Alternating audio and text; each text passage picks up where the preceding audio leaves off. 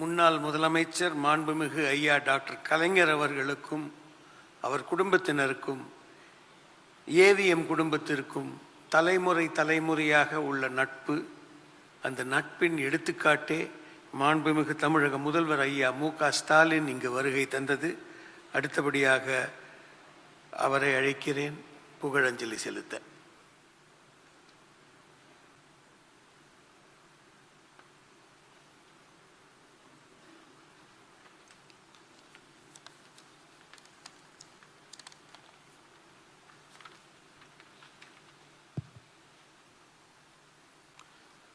மறைந்த ஏவிஎம் சரவணன் அவர்களுடைய படத்திறப்பு மற்றும் புகழ் வணக்கம் நிகழ்ச்சிகளை கலந்து கொண்டு புகழஞ்சலி செலுத்தி இருக்கக்கூடிய சூப்பர் ஸ்டார் ரஜினிகாந்த் அவர்களே, நாடாளுமன்ற மேலவை உறுப்பினர் கலைஞானி கமல்ஹாசன் அவர்களே, கவி பேரரசு வைரமுத்து அவர்களே, நல்லி குப்புசாமி அவர்களே, இயக்குனர் எஸ்பி முத்துராமன் அவர்களே, பிசி குகநாதன் அவர்களே, ஏவிஎம் குடும்பத்தை சார்ந்திருக்கக்கூடிய திரு பாலசுப்ரமணியம் அவர்களே, திரு MS குகன் அவர்களே, திருமதி அருணா குகன் அவர்களே, வருகை தந்திருக்கக்கூடிய மாண்புமிகு அமைச்சர் திரு மா சுப்பிரமணியன் அவர்களே, திரைத்துறையை சார்ந்திருக்கக்கூடிய பிரமுகர்களே, பத்திரிகை மற்றும் ஊடகத்துறையை சார்ந்த நண்பர்களே, உங்கள் அனைவருக்கும் என்னுடைய வணக்கம்.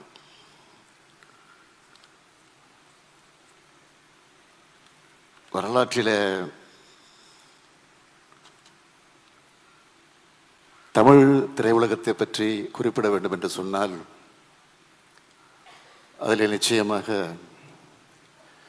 ஏவிஎம் நிறுவனத்தை பற்றி குறிப்பிடாமல் இருக்கவே முடியாது. மெய்யப்ப செட்டியார் என்று அன்போடு அழைக்கப்படக்கூடிய, இன்னும் சொல்ல வேண்டும் என்று சொன்னால் அவரை எல்லோரும் அப்பச்சி அப்பச்சி என்றுதான் செல்லமாக மரியாதையோடு தைரியமாக அழைப்பது உண்டு. அவருடைய மறைவுக்கு பிறகு அந்த பொறுப்பை தன்னுடைய தோளிலே சுமந்து கொண்டு திரு சரவணன் அவர்கள் இந்த நிறுவனத்தை எப்படியெல்லாம் கட்டி காத்திருக்கிறார் என்பதை பற்றி அவரோடு நெருங்கி பழகி இருக்கக்கூடிய அண்ணன் முத்துராமனாக இருந்தாலும் சரி, நம்முடைய சூப்பர் ஸ்டாராக இருந்தாலும் சரி, கலைஞானியாக இருந்தாலும் சரி, நம்முடைய கவிஞர் வைரமுத்துவர்களாக இருந்தாலும் அவர்கள் பேசுகிற போது பல்வேறு செய்திகளை எல்லாம் குறிப்பிட்டு சொல்லியிருக்கிறார்கள். நம்முடைய சரவணன் அவர்கள் மயிலாப்பூரில் இருக்கக்கூடிய PS பள்ளியில் படித்து கொண்டிருந்த போது, அந்த பள்ளியில் பேச்சு போட்டி நடைபெற்ற போது அந்த பேச்சு போட்டியில் அவர் கலந்து கொண்டு முதலில் பரிசும் பெற்றிருக்கிறார். எதற்காக அந்த பரிசை பெற்றார் என்று சொன்னால், முதலில் அவர் கலந்து கொண்டு பேச்சு போட்டியிலே பராசக்தி வசனத்தை பேசித்தான் அந்த பேச்சு போட்டியிலே வெற்றி பெற்று அந்த பரிசையும் பெற்றிருக்கிறார். 1967ஆம் ஆண்டு அறிஞர் அண்ணா அவர்கள் முதலமைச்சராக பொறுப்பேற்றிருந்த போது, அப்பொழுது சென்னையில் அரசின் சார்பில் 2வது உலக தமிழ் மாநாடு நடைபெற்றது. அந்த உலக தமிழ் மாநாடு நடைபெற்று கொண்டிருக்கிற போது திரு மெய்யப்ப செட்டியார் அவர்கள் ஏவிஎம் ஸ்டுடியோவில் ஒரு விருந்துக்கு ஏற்பாடு செய்திருந்தார். அந்த விருந்துக்கு தலைவர் கலைஞர் அவர்கள், பேரறிஞர் அண்ணா அவர்கள், பல்வேறு அமைச்சர் மக்கள் எல்லாம் அந்த நிகழ்ச்சிக்கு அழைக்கப்பட்டிருந்தார்கள். அப்பொழுது ஏவிஎம் ஸ்டுடியோவில் காத்திருந்த கிருஷ்ணன் பஞ்ச் அவர்கள் நம்முடைய சரவணன் அவர்களை தலைவர் கலைஞரிடத்தில் அப்பொழுதுதான் அறிமுகப்படுத்தி வைத்திருக்கிறார். அதற்கு பிறகு பல்வேறு நிகழ்ச்சிகள் நடைபெற்றிருக்கிறது. 1972 ஹலோ மெட்ராஸ் என்கிற மாத இதழை அவர் பொறுப்பேற்று நடத்திய நேரத்தில் அந்த முதல் இதழை தலைவர் கலைஞர் அவர்கள் தான் தொடங்கி வைத்திருக்கிறார்கள். இன்னும் சொல்ல வேண்டும் என்று சொன்னால் 1975 ஏவிஎம் ஸ்டுடியோவில் தொழிலாளர்கள் ஸ்ட்ரைக் நடந்திருக்கிறது, வேலை நிறுத்தம் நடந்திருக்கிறது.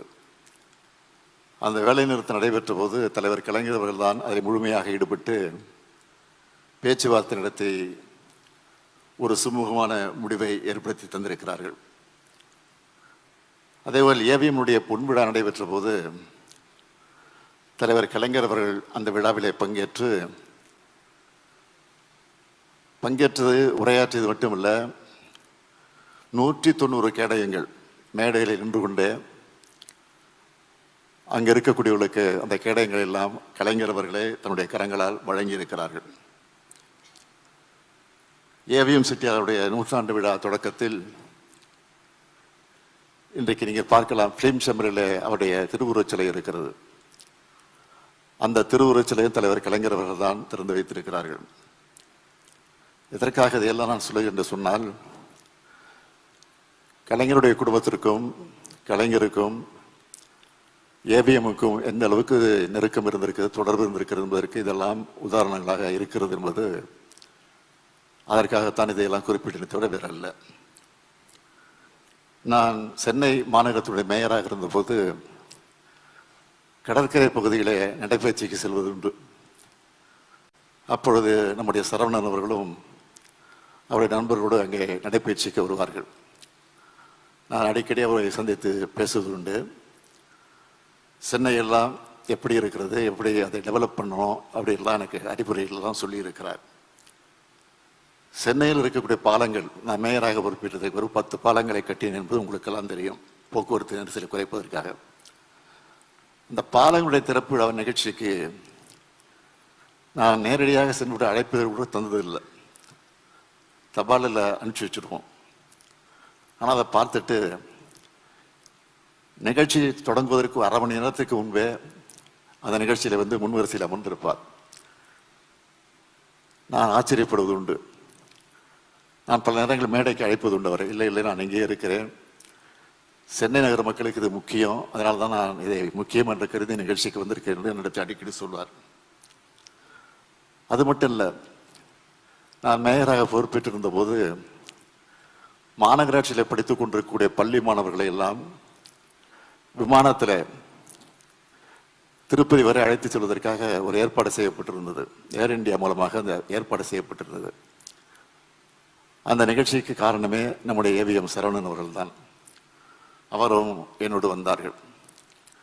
விமானத்தை போய் கொண்டிருந்த போது நாங்கள் பேசிக் கொண்டிருந்தது இப்போது என்னுடைய நினைவிலே பசுமையாக நினைவில் இருக்கிறது. அப்போதெல்லாம் திருட்டு விசிடி பரவலாக பேசப்பட்டு கொண்டிருந்தது. அதை பற்றி நாங்கள் பேசிக் கொண்டிருந்தோம். அப்போது சொல்வார், அதெல்லாம் சாதாரணமாக போச்சு, அதெல்லாம் கட்டுப்படுத்த முடியாது, நீங்கள் என்னதான் சட்டங்களை போட்டாலும் அதெல்லாம் கட்டுப்படுத்த முடியாது, கண்டு காணாமல் போகணும்.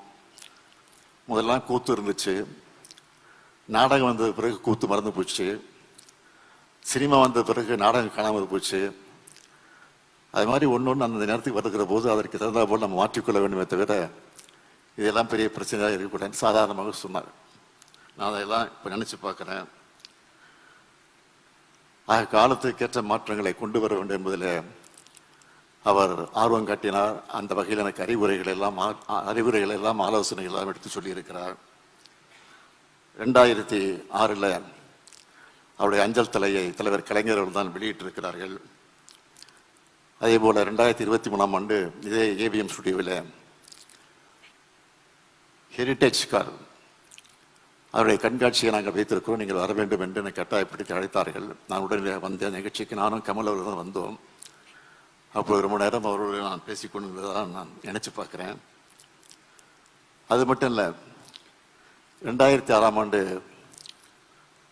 தூய்மை பணியாளரை ஒனைஸ் என்ற சிங்கப்பூரில் ஒரு கம்பெனியை வரவழைத்து அந்த பணியை செய்வதற்காக ஈடுபட்ட போது அப்பொழுது நான் அவரோடு பேசிக்கொண்டிருந்த போது இதை திரையரங்கத்தில் எப்படியாவது பிரச்சாரம் செய்ய வேண்டும், மக்களிடத்தில் விழிப்புணர்வு ஏற்படுத்த வேண்டும் என்று பேசிக் கொண்டிருந்த போது அவரே முன்னின்று யார் யார் அதை நடிக்க வேண்டும் என்று முடிவு செஞ்சு நடிகை மனோரமாவையும் அதேபோல தாடி பாலாஜியையும் அழைத்து அந்த காட்சியை அவரே எடுத்து எல்லா திரையரங்கத்திலும் போட்டு காட்டி அந்த விழிப்புணர்வு ஏற்படுத்தி வந்திருக்கிறார்கள்.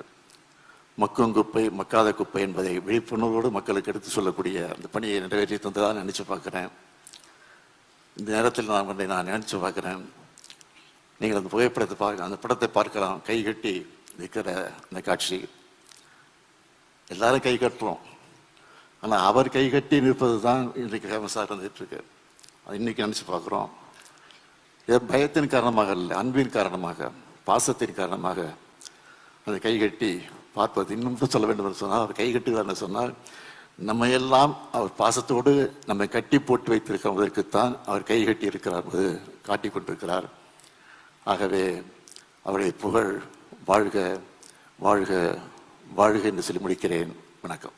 உடனுக்குடன் செய்திகளை தெரிந்து கொள்ள சன் நியூஸ் பெல் ஐகானை கிளிக் பண்ணுங்க.